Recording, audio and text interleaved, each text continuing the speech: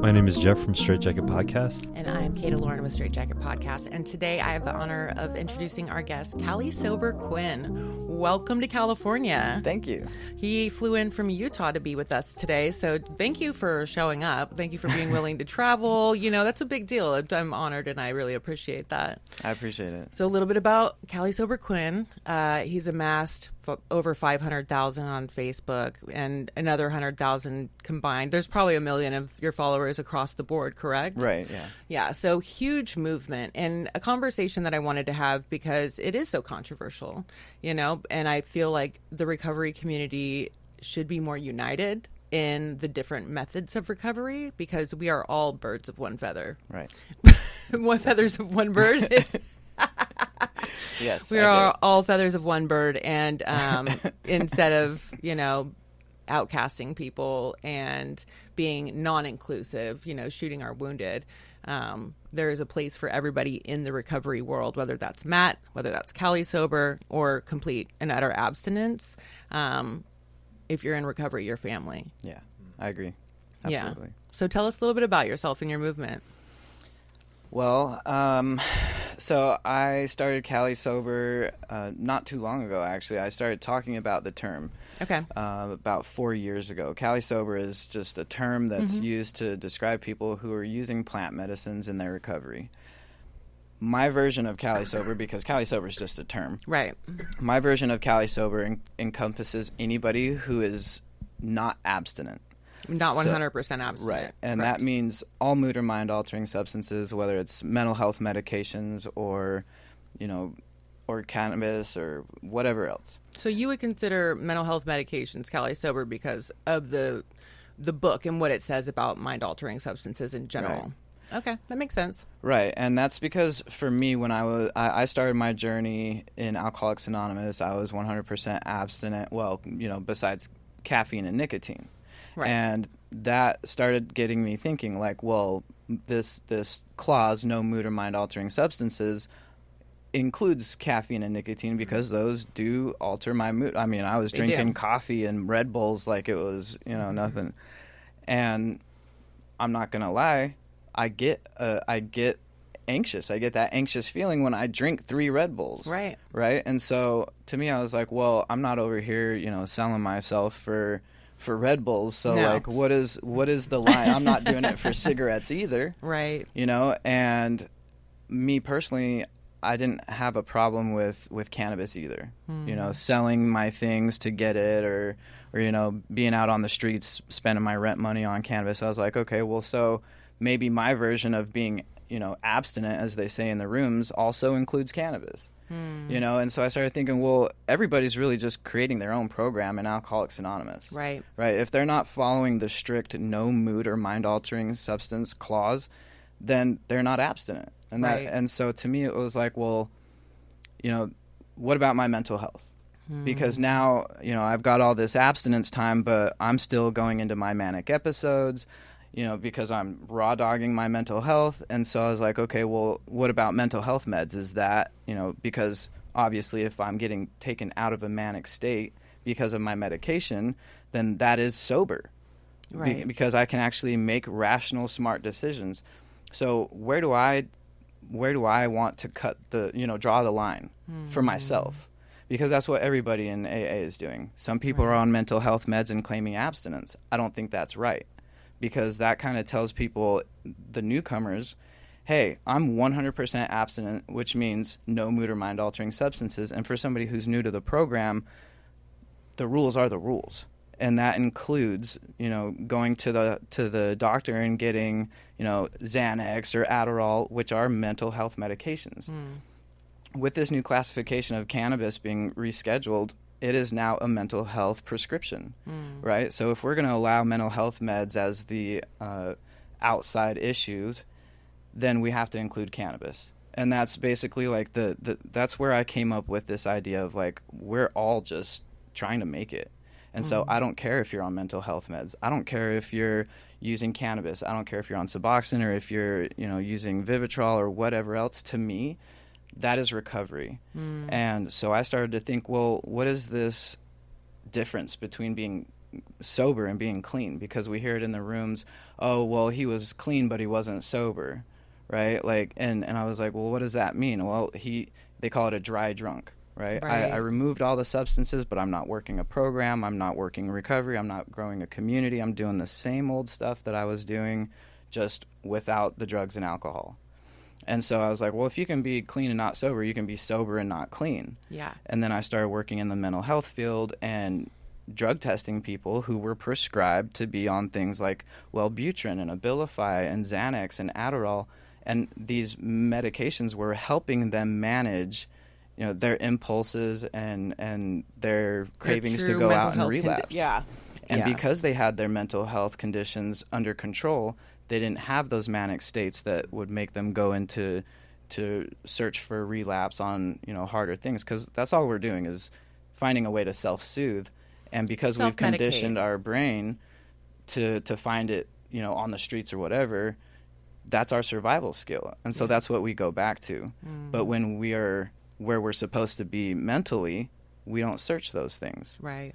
So to me, it was like, well, I have a choice. Either I go, you know, either I raw dog my mental health and I get into these manic states all the time, or I get medicated through prescriptions, or I find, you know, some kind of alternative that I think will work for me. And so when I went and got evaluated, I was diagnosed with CPTSD, with borderline personality disorder, with ADHD, and they were like, here you go, here's your list of prescriptions. And I look at this list, and 2 of those drugs were ones that I paid for on the streets. Right. Adderall and Xanax. Right. And so if you hand me a prescription of Adderall and Xanax, well, today I might say, well, you know, maybe I need a little bit more. And then I get to the end of the month and I don't have enough to last me the end of the month, and now I have 0. And what am I going to do? I'm going to go hit the street. Exactly. And because I'm not able to talk about what I'm going through with my medications, with Alcoholics Anonymous and these programs that are supposed to be abstinence only, now I'm not getting the support that I need. I'm not getting, you know, the support from my friends, from my community and things like that. I'm hiding the fact that I'm taking a prescription. Now it's the end of the month. I have no prescription. I have nobody to reach out to. I can't call my doctor and tell him that I took too many. So what am I going to do? Go and get it from the street. And if I'm already there, why wouldn't I just get what I really want for cheaper? Yeah. You know, and so the thing about that term, about that way of thinking, what I really want, Cali Sober is about understanding what that means. What I don't really want to be a drug addict. I don't really want to be a drunk. I don't want to be homeless and living under a street. You want relief. I want relief, you know, and what we encourage is the healing. Absolutely. Cali Sober is not about rigid abstinence. We're about the spiritual awakening. The same spiritual awakening that's promised to us in step 12 in Alcoholics Anonymous, right? So that spiritual awakening is what I was looking for, right? Like when I was a kid and I did tests, I'd always look to the very back of the test where the questions were, and I read the questions first because I want to know, what is the goal? Right. What am I trying to achieve here? How do I reverse engineer this? Right. So step 12 says, you know, that after a spiritual awakening, as a result of working these steps, we continue to carry the message to those that still suffer and practice these principles in all our affairs. Well, that spiritual awakening was what I was looking for. Because after 18 years of coke and heroin abuse and doing methadone and Suboxone and, you know, being abstinent for a year, I was still like, yo, I want to escape myself. Yeah. I hate everything about me. Yeah. I hate what's happened to me. I hate what happened to me as a child. I hate the way people have treated me and all these things. And so any chance that I could to escape myself, I would take it. Because you hadn't healed it. So it's just like a gaping wound there that it's like a perpetual day. Yeah. It's reliving childhood wounds over and over and over, but only emotionally, which is crazy because you're this physical person in this body in this different space-time reality, but you still are carrying all these hurts and reacting from all of these hurts from your childhood wound. Right. And so you can't function properly like an adult in the real world. So what's the cure? You know what I mean? Because that's what we're doing. We're trying to find relief from our pain. Yeah. You know, or like you said, self-soothe our mental health conditions, which are caused by trauma, in my opinion. Yes. You know, so yeah. Absolutely. And the spiritual awakening is defined by a conscious shift in perception and attitude. And to me, it was like, okay, well, this spiritual awakening that's promised to us as a result of working these steps, like, why haven't I gotten it? Because I'm doing all the things. You know, I've surrendered. I've accepted a higher power. I've done, you know, the meditation. I've done the fourth step. I've, you know, put it all out on the table. I've done my inventory. I meditate. I continue to, you know, strengthen my connection with my higher, all of it. Yeah. And I'm here almost a year abstinent, and I'm still wanting to escape myself. Just holding on for dear life. Yeah. Yeah. You know, white knuckling, as they say. Exactly. So I started to look into that spiritual awakening. That was a quote from Bill Wilson. Yeah. The spiritual awakening is, you know, it was his term that he coined. So I said, okay, Bill, show me where this is coming from. Okay, Bill. Yeah, exactly. Okay, Bill. Yeah. And so I started to do some deep research. You know, Bill Wilson, spiritual awakening. You know, things started coming up with Carl Jung. Yeah. And I was like, Carl Jung, like the Eastern philosopher. It's like, what does Carl Jung have to do with Bill Wilson? That Carl Jung, the person who freaking, you know, has these Eastern philosophies that are way beyond, you know, what is taught in the book. I'm like, he's not a Christian, you know, and AA is a Christian-based thing. And I was like, how do these two people correlate? Right. They were best friends. Yeah. And I was like, what? How is this? How? So I start to dive deep into Bill Wilson's spiritual awakening. I find this letter from Bill Wilson to Carl Jung saying, I have found a white light spiritual awakening from my alcoholism. A spiritual awakening. I was like, there's that term. So I'm like, what are you talking about? So I start to look into it. It says he did a belladonna treatment. Belladonna is a hallucinogen. Yeah. So look into that. It's very potent one. Yeah, it's called the Townes-Lambert cure. Okay. In December of 1934, the year before Alcoholics Anonymous was founded, Bill Wilson goes and does this 4-day treatment in New York, and they administer belladonna and henbane, another hallucinogen. And during this 4-day treatment, he writes to Carl Jung. He says, I've had a white light spiritual awakening. So I was like, how? Wait, you did a bunch of hallucinogens, and during that you had a white light spiritual awakening that is then promised to us as a result of working the steps. But the author of the book didn't get the spiritual awakening as a result of working the steps. The steps didn't exist, right? So this white light spiritual awakening, what was it? You know, how did you find that? Through these hallucinogens? Okay, well, what hallucinogens do we have today? You know, LSD. Well, imagine that. He also did research with LSD. Yeah, people don't really like to talk about this part because, and I understand that people are dying. And so the fear of AA is that somebody's going to try one of these things and then go back out to their drug of choice and then end up dead.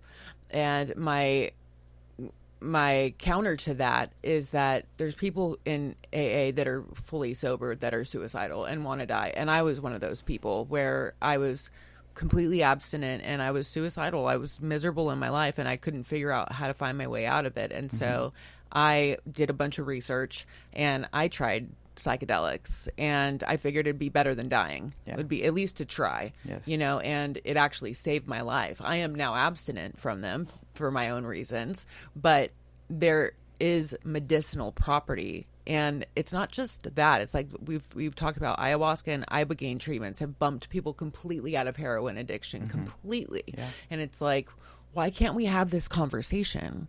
Why is it so hush hush? Why are we rejecting the truth? You can't have a theory or say you know something without including all the parts of it. Like, we don't just get to shine light on this part and then just forget about this part because it's inconvenient to the narrative. Yeah. You know what I mean? And so, Yeah, I think just like you were saying, there's people dying no matter what. Right. And it's not about like, oh, this program saved them or that program saved them. To me, I had been through so many programs and tried so many different ways. It was like I was gaining all the tools that I needed to finally go to war, and it was all the cliches. All the cliche terms and all the things that they tell you to do and all this stuff. It was like, okay, when this happens, I'm going to do that. And I'm going to put that on my tool belt. Yeah. In every program, I took the bits and pieces that needed to work for me. Mm-hmm. And so when people are like, oh, well, what if they go out and they try Cali Sober and it doesn't work for them? What if they go out and try Suboxone and it doesn't work? What about methadone? What about abstinence? So it's not like Cali Sober is the cure-all. Right. It's just another method that's like, hey, I'm not here to say Cali Sober is going to fix you. Nope. I'm not here to say that it's going to be the one that works for you. I'm saying that if you have tried everything else and nothing else has worked for you, this is an option that is now available and is becoming more mainstream and more acceptable. And the more that we talk about it like this amongst people who recover differently, we come to find out that now that you've done the same thing, and I don't feel that it's right that you should feel shame around that in any sense. Because I'm alive and I'm a completely different person today because of that experience. And, it's crazy because there's not, like you said, we have to be having these conversations so that it's not so taboo, so that it's not brushed under the rug, because there are so many accounts of people who have had the same exact experience. I have bipolar 1, and all of my relapses have happened during episodes. So, I mean, I was telling you this, in the book it says people with mental health conditions, basically, like the whole chapter could be written on that. And then they don't write the fucking chapter. Like they say many do recover if they're willing to be honest with themselves. But again, they say recover, and that doesn't say complete abstinence. It doesn't say they'll never drink again. It says recover. So what does the word recovery mean? Recovery means you're not killing yourself. You're someplace better than you were. Yeah. So whether that's with Matt, whether that is with abstinence, whether that's with Cali Sober, if you just smoke weed and you used to do heroin, good for you, dude. Yeah. You know what I mean? Like, what's wrong with celebrating different means of recovery? Yeah. Because the word is recovery. It's not recovered. Right. Absolutely. And I think that I had gotten a lot of perspective from being a program director of a recovery facility and a peer support specialist at a mental health center.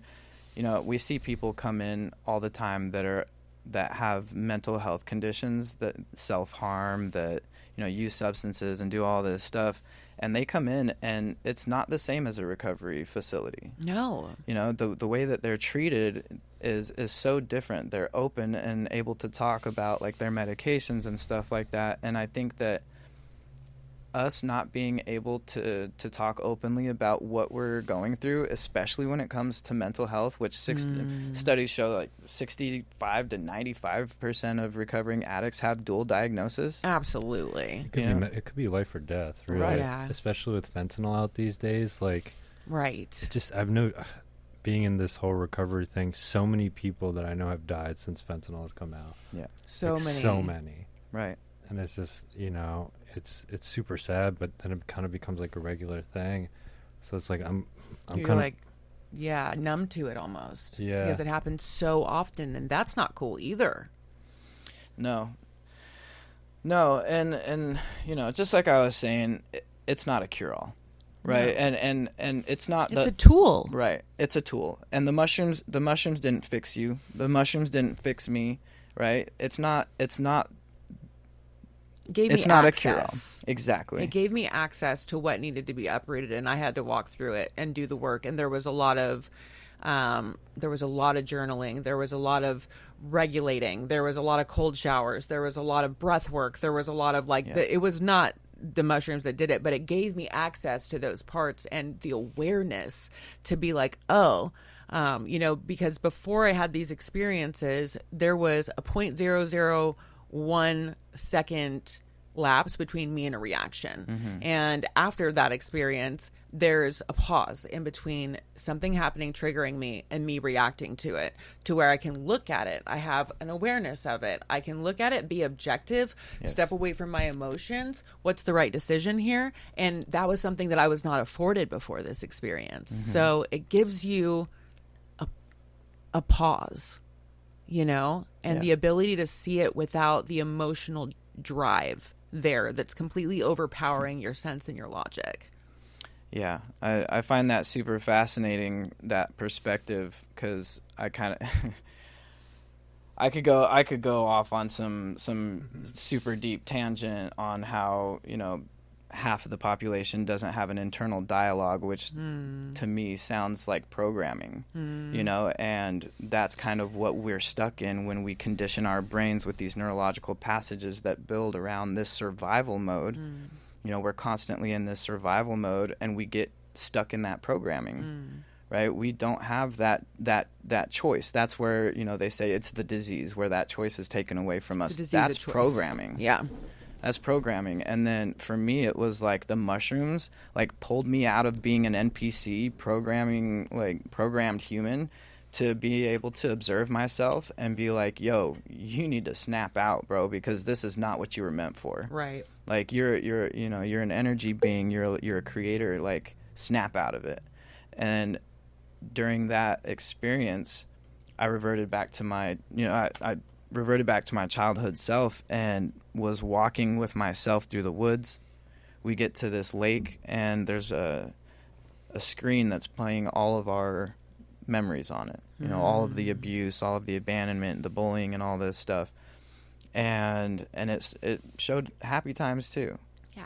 You know, so we were laughing and we were crying and whatever else, and we get to the end of the movie and I look over and I say, "What do we do now?"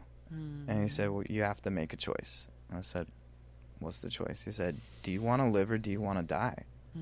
That's the bottom line. And it's crazy because we're like, you know, obviously he's in my head and it's a piece of me. So we're like, you know, transferring thoughts at like millions of miles a second, you know, just like all of the things that we're communicating. And I was just, you know, thinking about all the times that I did self-harm and that I wish that I hadn't woke up after that OD, or that, you know, I wanted to not wake up ever. And I was like, but like we were saying, you know, I also remember the times where I was so happy. I wish that moment would last forever. Yeah. And so I told my inner self, I said, it's not that I want to die, it's that I want eternal happiness, basically. Which is unrealistic. You know, yes and no. I could go so deep into that too. It is, because life is going to throw you some things. It's going to throw you some hands. And the only way in order to have enjoyment is to have the opposite of it. So it is just the nature of life. And I say this a lot. It's a full spectrum experience. Yeah. And the more that you can get on board with all of the spectrums and be able to be present in the process, the better user experience you're going to have. It's just being in acceptance of any given moment at any given time. You know, acceptance really is, like, I love that in the book, acceptance is the answer to all of my problems today. And it's key, because the quicker you get to acceptance, the quicker you stop struggling with it. And that's where suffering comes in, is when you're struggling with your reality, you're at war with your reality. Once you're, oh, I'm here, let me face it, let me deal with it, can I do something? No. Am I just going to have to walk through it and feel like this? Yes. Okay. Then half of the suffering goes away at that point. Yeah. Because you're not at war with it. Because you can't win. And the losing part of it is what sucks the most, because you just want it to change, you know? Right. And like some experiences, you can't. Yeah. You just got to hold on. That's it. You know, that's all that's required of you. Yeah. Yeah, absolutely. And I love that you mentioned acceptance, because I feel like that is kind of, that is the point that I've gotten to, is that acceptance that with good there will be bad, you know? And so like when the bad happens, I can't help as a human to be stressed out or to be anxious or whatever, but I can transmute that energy so that it doesn't manifest into something worse by appreciating that. Absolutely. You know, like I absolutely love my down days, because I can look at them and say, like, when was the last down day that you had? You know, like, they used to be stringed together for years on years. Yeah. You know, and now I don't have those anymore. Like I was saying, that spiritual awakening, you know, for me, that, like, decision of, like, do you want to live or do you want to die? Yeah. That's what the plant medicines allowed me to face, right? Because the mushrooms, the ayahuasca, ibogaine, or whatever, what it does is it dives deep into your psyche, and the things that are troubling you the worst at that moment, it's going to bring it to the forefront. Pinpoint it. Right? And so you start to do the shadow work, right? Which is basically step 4, right? We're putting it all out on the table, our resentments, right? And so during my ceremony, you know, I'm manifesting. I'm doing my 4th step. I'm manifesting all my abusers, the people that I've hurt, the people who've done me wrong, all these things, and I'm giving forgiveness. You know, like, and that was the most impactful thing for me, was forgiving my abusers, even though, you know, like, forgiving the people who will never apologize, right? And then allowing to forgive myself. You know, for being vulnerable, for not setting boundaries, for, you know, taking part in my own suffering. Right. And once I was done with, you know, going through the video and us talking, you know, going through all those the motions of healing and manifesting these people and forgiveness and understanding and all of these things, I had nothing left to run away from. I had nothing left to want to escape. And at the end of this journey, I sat there looking at myself and holding myself, and I was like, bro, I love you. And it was the first time in a really long time that I was able to actually hold myself and say, I love you. And I love the person that you've become and everything that you've overcome. And it went from look at everything that happened to me to look at everything that I've overcome. Absolutely. And I went to bed that night and woke up, and that white knuckling feeling of just like, I want to escape, it was just gone. I didn't want to do coke. I didn't want to do heroin. I didn't want to find a way to escape and sneak something and do all this stuff. And it was mind-blowing to me, because after reading everything about Bill Wilson, I was like, yo, this is that spiritual awakening. Yeah.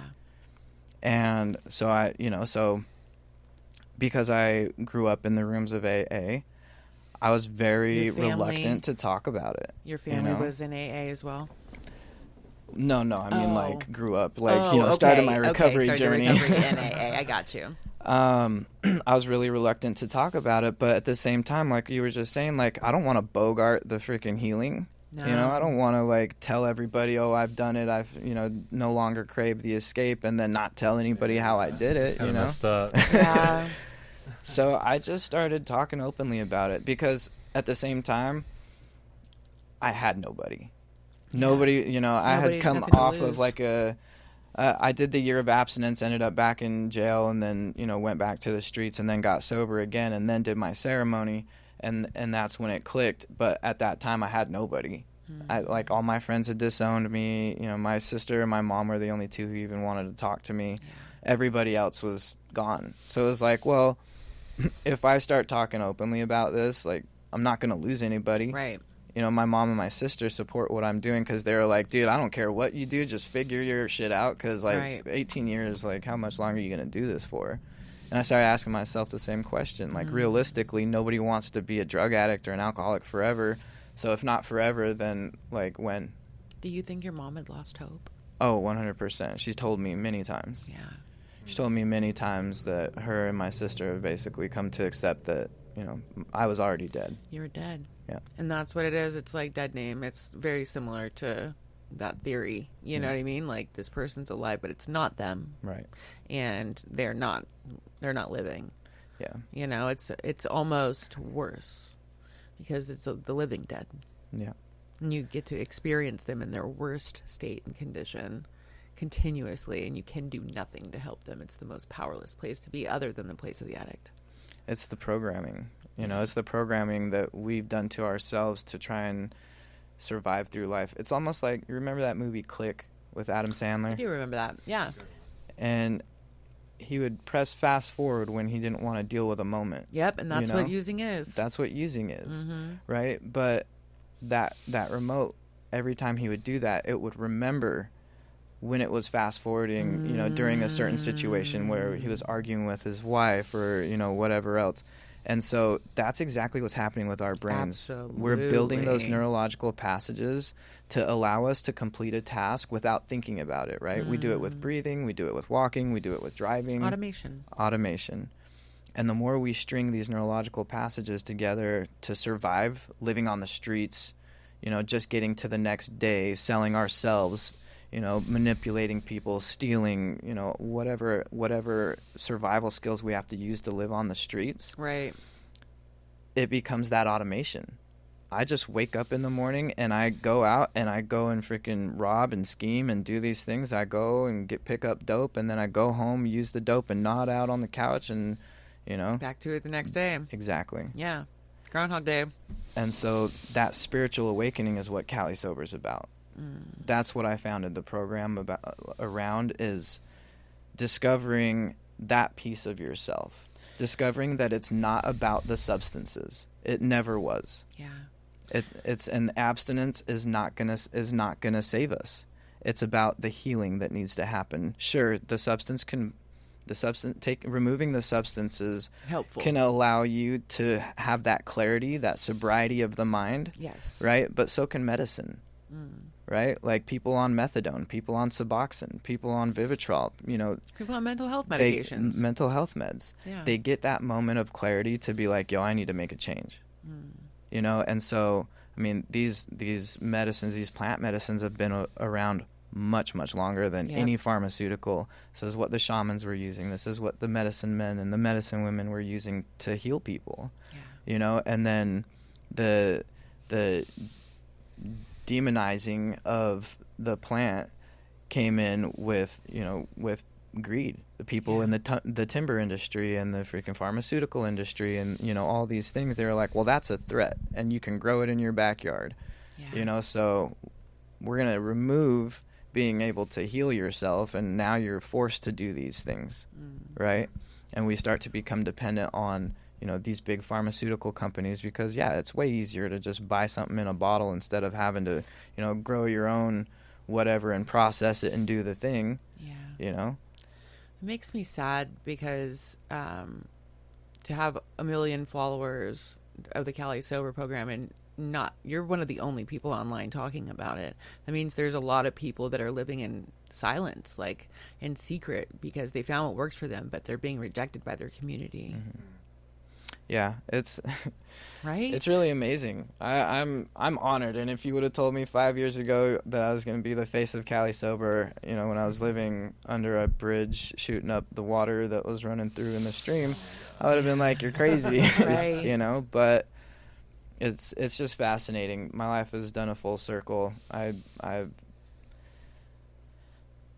I learned about cannabis when I was 15. I felt a real deep connection to it, a healing connection to it, which is explainable through science because we have an endocannabinoid system, you know, that fits like a lock and key within each other, you know, and it's built, it's designed, whether through evolution or whether it was God or the universe or whatever, like for some reason, the one plant that fits lock and key with our endocannabinoid system, a system that's built within us, is the cannabis plant.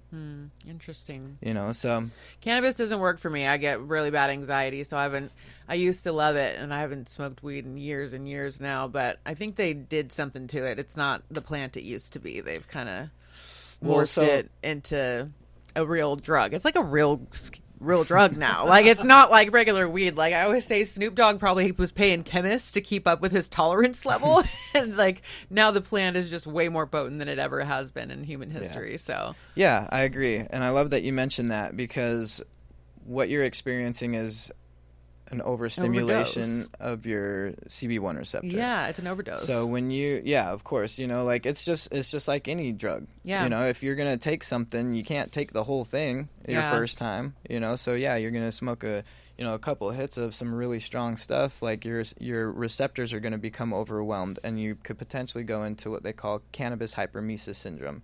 That's the anxiety, the nausea, the vomiting, all that stuff. It's a cannabis overdose. Right? You can't die from it. Yeah. but it's uncomfortable. You'll call the police on yourself about it. I've seen see the EMTs. I'm not dying. Yes, I'm dying. You're not dying. I promise you're not dying. You know. Yeah. But I do want to touch on the darker side because, you know, if we're going to shed the light on it, I want to also talk about abuse of psychedelics and like what the consequences of that are, because with extended use, there is risk of psychosis. So what do you say to people that are curious about those situations? Like they want to heal, but they run the risk of having a psychotic episode. How do you approach that? It's a great question. Yeah. So typically psychedelics aren't recommended for people with severe mental health conditions such as schizophrenia, borderline personality disorder, narcissistic personality disorder, anything those schizoaffective. Right. Yeah. And that really depends on who you ask. Yeah. Because I know some healers who I've been like, hey, just so you know, the person who's about to call you has, a schizoaffective disorder. Mm-hmm. She doesn't care. And to me, I'm like, because she knows how to do it. She knows how to guide them. They do the ceremony. It changes their lives. I don't recommend doing any psychedelic alone. Yeah. I did because I had done it hundreds of times before. Right. But psychedelics don't typically work as well without having some kind of guide through it, right? Because especially things like ketamine, right? And for people who've experienced psychedelics, I could hit you with ketamine and leave you in a room, and you're just going to be like, okay, this is just a K-hole, dude. Like, there's no healing through this. Yeah. Right. I used it to treat depression, and it didn't work. Yeah. I was like, I feel like I'm getting high. Like, what am I doing? I've tried it. I don't see much medicinal value for ketamine. I don't either. So I don't either. And I think that is because there's no guidance behind it, right? It's like we were saying just a minute ago, it's not the substance, right? It's what it allows me to do. Access, right. So those mushrooms, the ayahuasca, the ibogaine, those have millions of years of evolution, of worship, of, Native American worship and love and healing poured into these plants. And it's cycled through the earth over millions of years. And so it has DNA. It has genetics, it has love, it has healing, it has growth, right? And that's why we attribute these characteristics, the grandmother and the grandfather, right? And these entities come and they help guide us in these states of mind. A lot of people recognize the same beings when they're in these interdimensional states of mind and there's stuff. Particular consciousness. Right. Yeah. With ketamine, it's a synthetic. It doesn't have that. It doesn't have a soul. It doesn't. And so it does have healing properties because it does help the neuroplasticity and things like that. But where the real healing comes in is when there's somebody that comes in and says, hey, this is what we're doing. We're going to unpack your trauma. We're going to unpack all of your ego and everything that you're, experiencing. We're going to journal. We're going to write these things down. We're going to, just the fourth step, the shadow work, all that stuff. And you have somebody bring you through that process. Yeah. Then it's healing. But just sticking somebody with ketamine and putting them in a room listening to some freaking healing frequency music, beats. Yeah, the playlist, ketamine playlist. Some house music going on in the background. I'm like, all right, I think I'm healed. Yeah, right. Oh, this is great. Yeah, wait till you come down. Question: What do you think the most important plant medicine to your journey has been? Definitely psilocybin. Psilocybin, some mushrooms. Yes. Yeah. What was the dosage? The time that I actually had my spiritual awakening, and I mean, my first spiritual awakening, because there's many, I did 9 grams.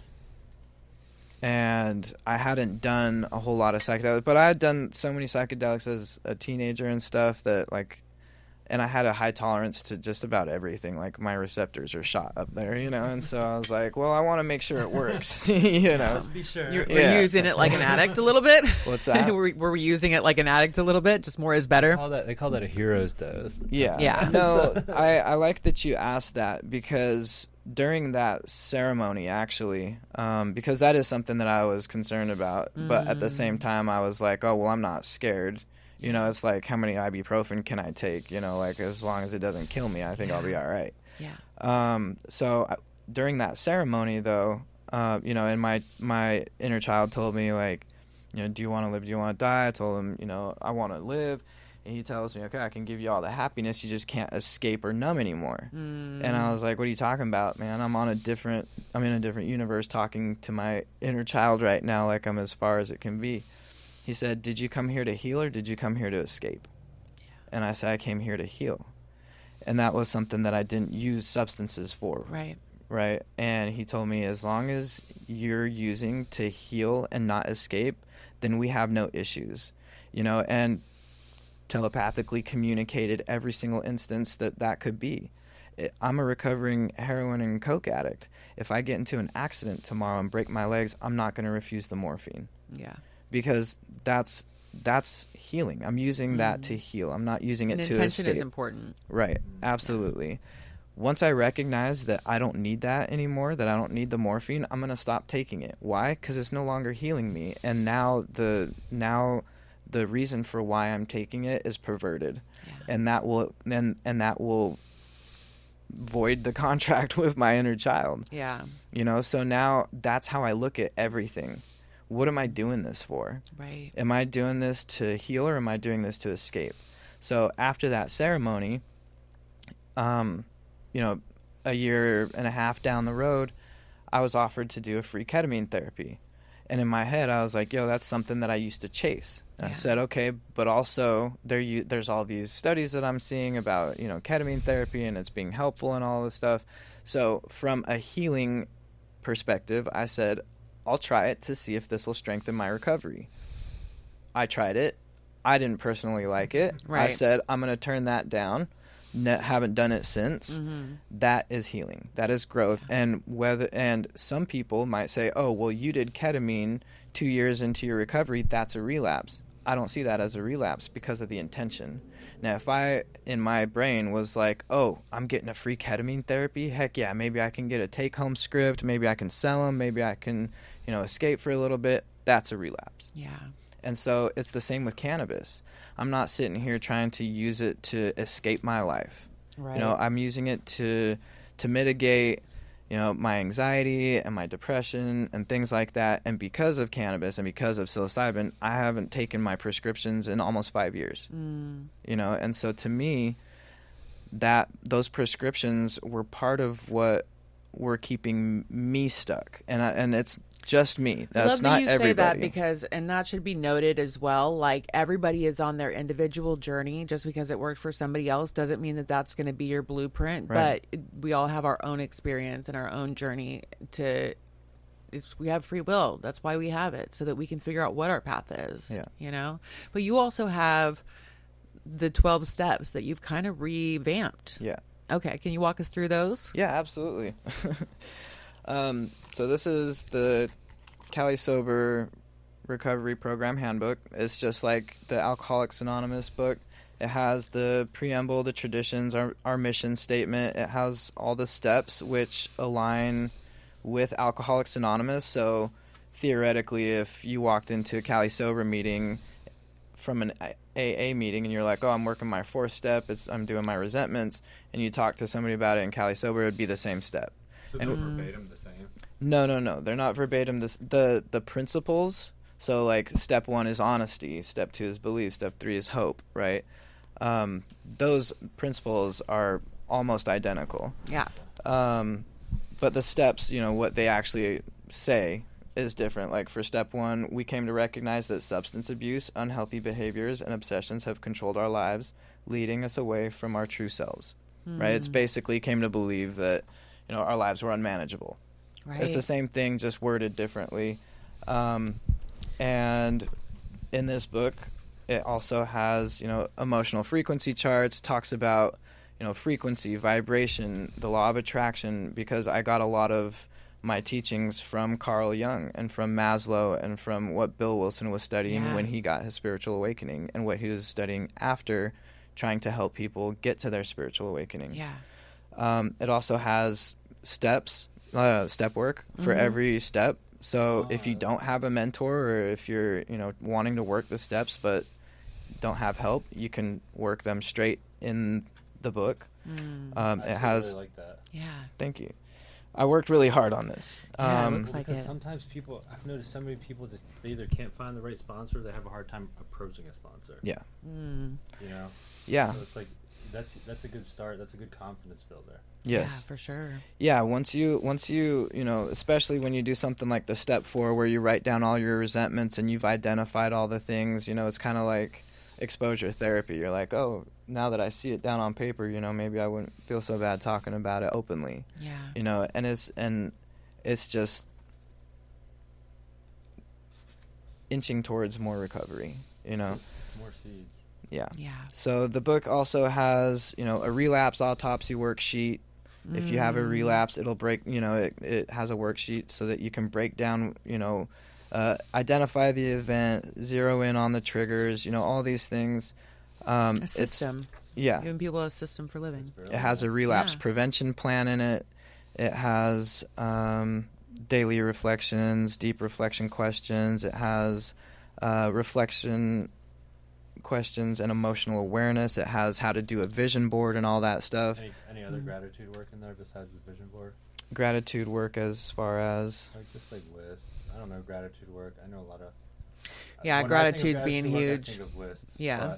A lot of people do. No, but that's a great idea, and I could always add it. Yeah. Let me steal that really It does have a letter to your future self. I love that. Love that. So yeah, I mean, it's. That's brilliant. Thank you. I appreciate that. Go ahead. It's just been all the things that really helped me, and starting to get that perspective of like thinking in terms of like frequency and vibration, like where do I feel emotionally, and because of the law of attraction, right? It's a law. It's not made up stuff. This is proven science. The energy I put out is the energy I receive.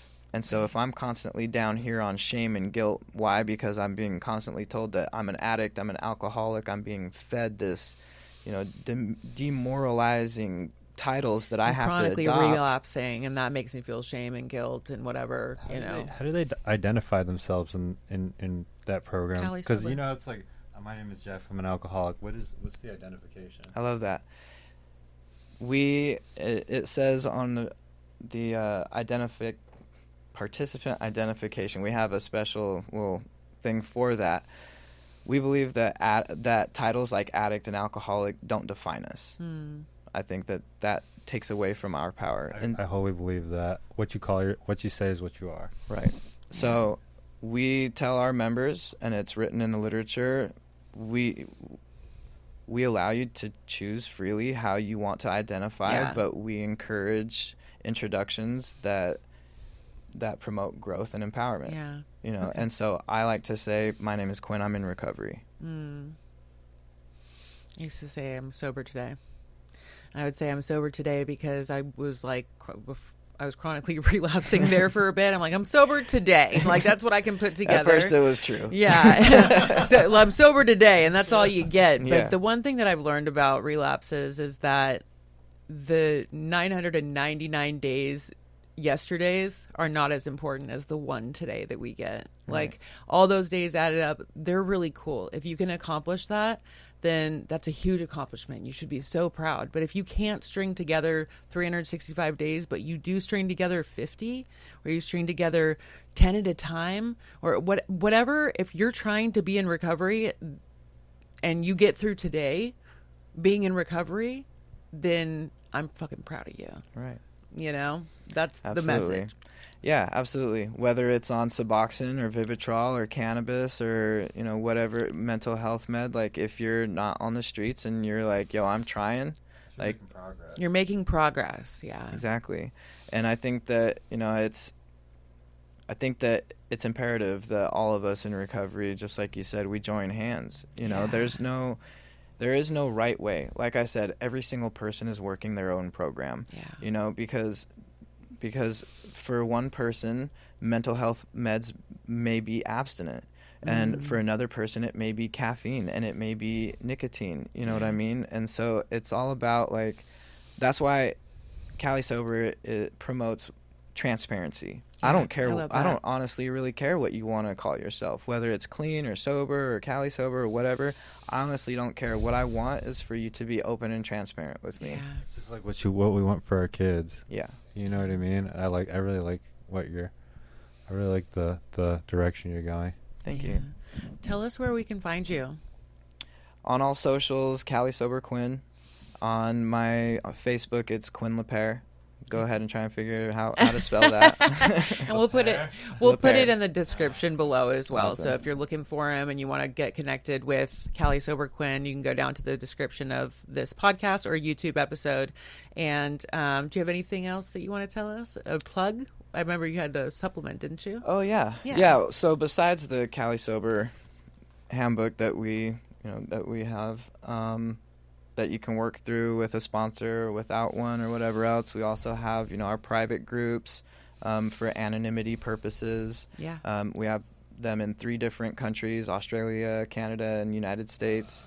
They're huge groups too. They're lots big of support. Groups. Yeah. We have chat section in there, and they all have each individual like special whatever. There's DV, there's mothers of addicts, there's plant medicine support, there's mental health support, like whatever. You can also just like in the feed, because it's anonymous or private, I should say. You can just be like, hey, I need help, and somebody will respond to you like 24/7. So we offer that. We also offer a line of cannabis products. They're medically focused, more so around CBD, because I wanted to get more. I know we're running out of time. I wanted to get more into like why THC and CBD are so different, why THC has no medical benefits, and why that whole flame to flower law is even a thing. But we offer different cannabis products for people in recovery who are not looking to get stoned, who are looking to use it for medicinal purposes. And so we do have like a sobriety support capsule. These have like CBD, reishi, lion's mane in them. It's a blend that helps people that are going through withdrawal, or that are just looking to have like some relief through CBD instead of other things. As well. Yeah. We have 0 THC products. We have different sprays and things like that. And all that can be found at on our links and stuff through Beehive Blends and whatever. So I'm really stoked to be partnered with them. They're amazing. Yeah, it was such an honor. It was really amazing. Thank you so much for coming out. Thank you. Having this conversation. That's it for another episode of Straight Jacket Podcast. Thank you for watching and listening, and we will see you next time.